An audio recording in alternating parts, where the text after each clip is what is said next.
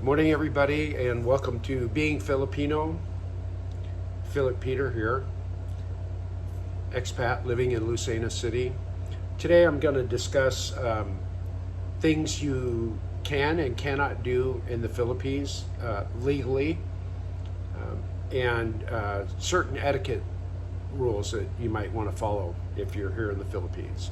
I'll try and make it quick, I'll try and make it interesting, and I will reference material so that you know that I'm not just speaking out of my ass.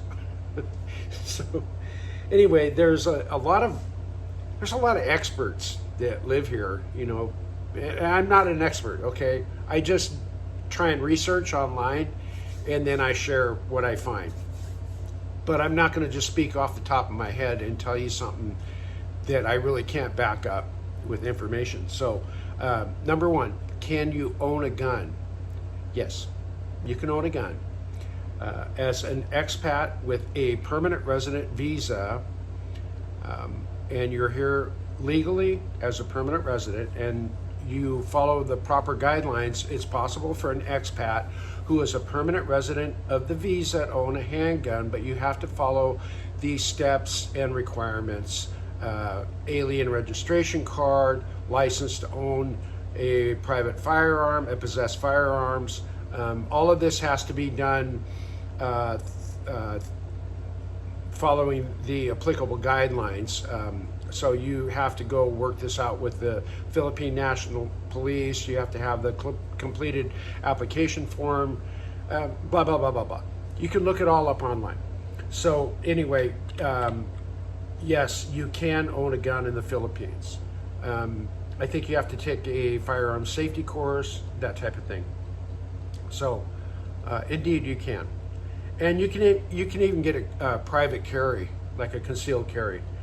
I have a friend here that him and his brother were both on the international shooting team for the Philippines, both of them expert marksmen, and they both have private carry, and they're Filipino citizens, but these guys were the guys that trained the Lucena City Police Force at the shooting range, and they're quite good. So anyway, yeah, you have to have a background check, that type of thing. You can't own a gun. Do you have rights? Yeah, you have rights here. The Philippines is a constitutional republic.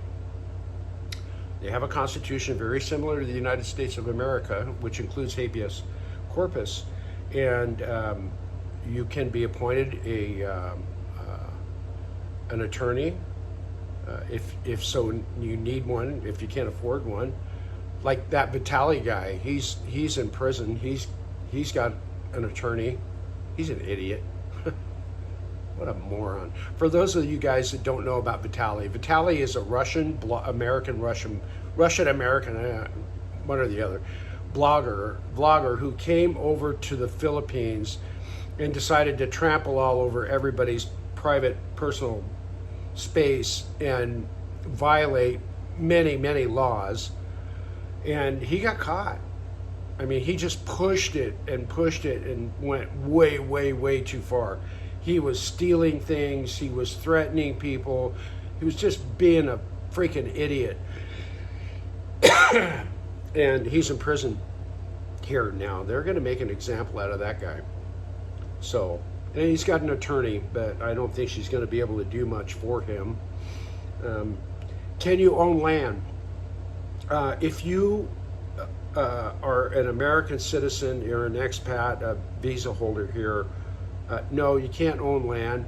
Your wife, if she has property that is titled in her name, and she is a balikbayan, then that property is hers. A balikbayan is a returning resident. So titled property can still be held in the family name, in your spouse's name. Now, if you incorporate and you are a business, then you can own property as a business owner. Okay, so that's enough of that.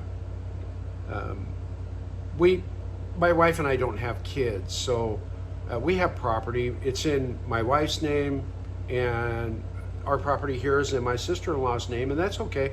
What we did is we got a special power of attorney, and we put that in my nephew's name, who is like our son, and he's named in our will as the executor. So if anything ever happens to this house, he has power of attorney over the title on this home.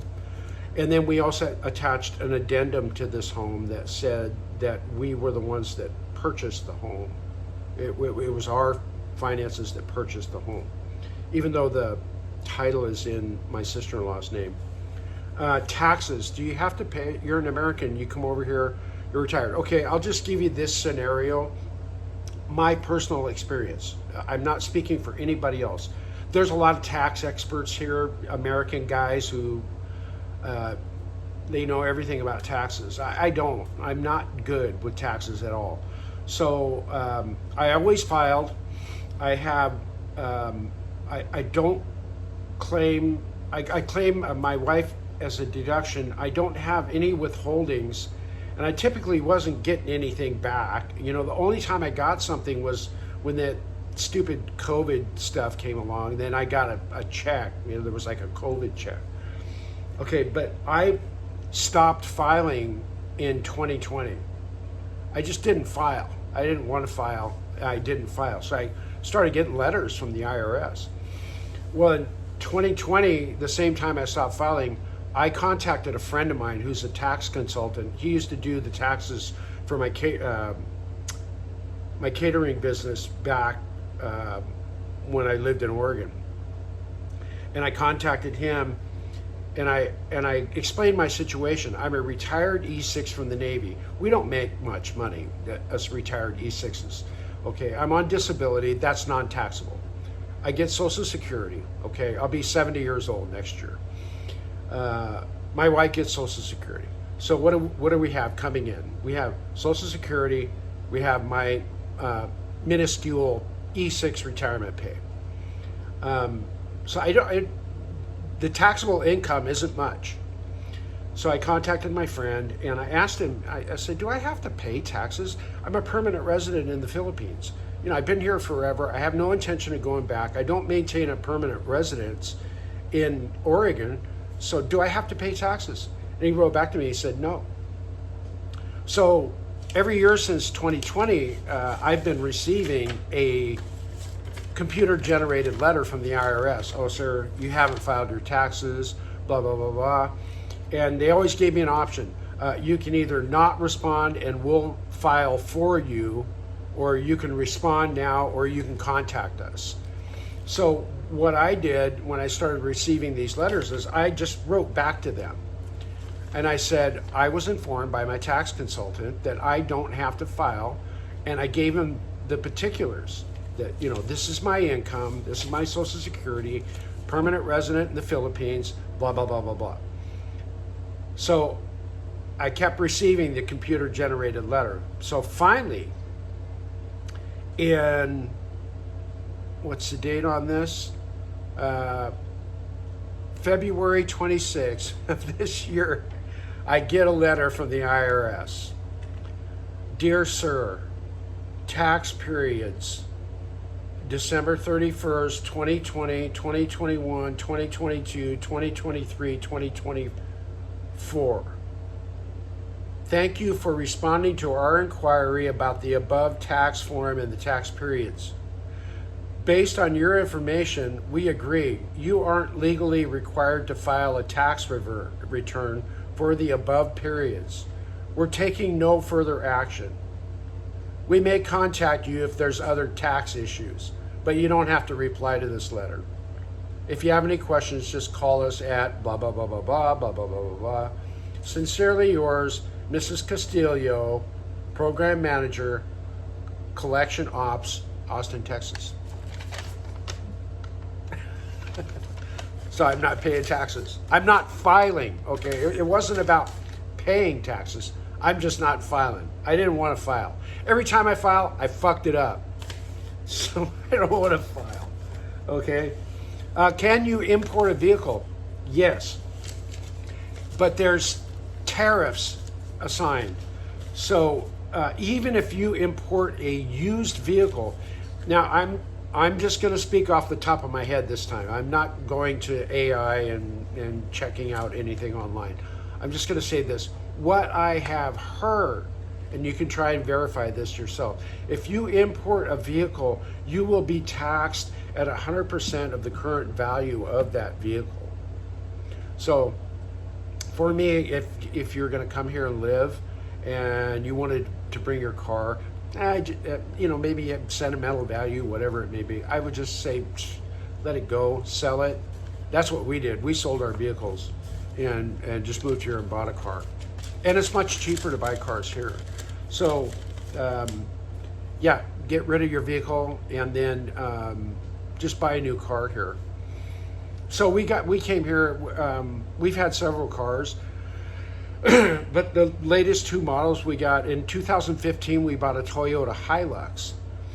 That car cost me like $22,000, brand new. A Toyota Hilux. It's a 4x2, but it's got a big diesel engine in it, and it's excellent mileage. It's just an excellent car. Probably the best truck I've ever owned. And I've owned 3. So, and then we bought a Toyota Innova, which is a passenger van. That's for our family. My brother-in-law, sister-in-law, and their kids live here with us. So we have 2 cars. That car was about the same price, $23,000 for a brand new vehicle. And then the Toyota dealership is right here in Lucena City. They do all our service for us. So those are the 1, 2, 3, 4, 5, 6. 6 things that you can think about that you can do while you're here in the Philippines. Rights, I was going to tell you the habeas corpus thing. You do have rights. If you get wrapped up in the judicial system here, just expect it's going to take a little while to work through it. The wheels of justice move slowly, but they move, okay? So, a couple of things pertaining to etiquette. Now, if you're new here and you haven't ever experienced this before, just remember this. A lot of people will do this. They'll point with their mouth. You ask where something is, and they'll tell you it's over there or over there. And you can point with your finger, like over there. You can do that, or you can do like this. Just do with your hand like that, like point like that. Not Heil Hitler, but point like that. It's over there. You can say like, it's over there. Or you can point with your mouth. You can say, doon, medyo malapit, doon. And that's typical here. You can do that. Don't point at people, like in front of them. Like, don't walk up and put your finger. That's not polite to do that, like point in someone's face or point in someone's chest. Don't do that. You shouldn't do that. Never do it with an elder, okay? Always respect the elders. Never ever do that. Okay? Don't put your feet on the table when you're with people. You're out in public, whatever. If you're in your own home, you want to put your feet on the table, put your feet on the table. But if you're out in public and you're with people, don't put your feet up, and don't put your feet up and point with your feet towards people. Don't do that. That's not good. I just knocked my garbage can over. Don't point with your feet. Don't put your feet up. Don't put your feet on people. Don't ever, like joking around, put your feet up and put your feet on someone's lap or on their ass or kick them or anything. Don't do that. None of that's not good. So there's something here called Filipino time. Just remember that. It typically applies to almost every function. If you've been invited to go somewhere, don't be in a hurry to get there. If they tell you got to be here at 10 o'clock, you can show up by 11:30, 12 o'clock. It's called Filipino time. So, everybody, it's pretty much expected that, not everybody's going to be on time. They show up when they're ready to show up. So, yeah, Filipino time. And that's a good thing because it kind of gives you a buffer. What time did they say we have to be there? 9 o'clock. Okay, we can show up by 10, 10:30. You can always be fashionably late here. And then if you're with Filipinos, people show up late, but they stay. They always stay and have fun. So, yeah, Filipinos are just a blast to hang out with and party with. The party never ends. Okay, food. When you're at someone's home or you're with people and you're going to enjoy a meal, now you'll notice this with Filipinos. Whenever you sit down to eat, they're always going to offer you the food first. They'll always do that. Come on, eat, eat this. And then it's best as a sign of politeness if you reciprocate and you say to them, no, go ahead. And then they're going to insist, there'll be a little back and forth. And then you can go ahead. But, always reciprocate. Like, no, okay, you eat first. And then they'll say, no, you're the guest, so they want you to eat first. And so do that. Always do that. And something that you'll notice about Filipinos when you're eating with Filipinos, and there's a big meal and there's food, when it gets down to the last little few bites of food, they won't finish it. If there's food on the table, like let's say there's 10 pieces of fried chicken and people eat and there's 2 pieces left or 1 piece left, you won't see a Filipino reach over there and grab that. For the most part, you won't see them grab that last piece. They'll leave the food on the table, that last bit of food, for somebody else. And they'll always tell you, no, you go ahead and finish it. You go ahead and finish it. That's how Filipinos are. They'll never finish the last of the food. They'll always save it for someone else. Oh, somebody else has to eat, so save some. That's just how they are. That's just how Filipinos are. They're always thinking about the other person. Take care of the other person. The other person might be hungry. So, yeah, I think that's about it for today. Oh yeah, po. Don't forget about po. I told you about po in one of my other videos. Always say po. Salamat po. Maraming salamat po. Good afternoon po. Magandang hapon po. Magandang gabi po. Magandang umaga po. Saan ka papunta po? Saan ka galing po? Where have you been? Where are you going? Ilan taon po? How old are you? Yeah, that's it. So hopefully this advice will help some people. And if you have any comments, just go ahead and comment. And if you would, please like, share, and subscribe to my channel if you're not subscribed. I'd like that. That'd be a big help. Okay, take care. Bye-bye.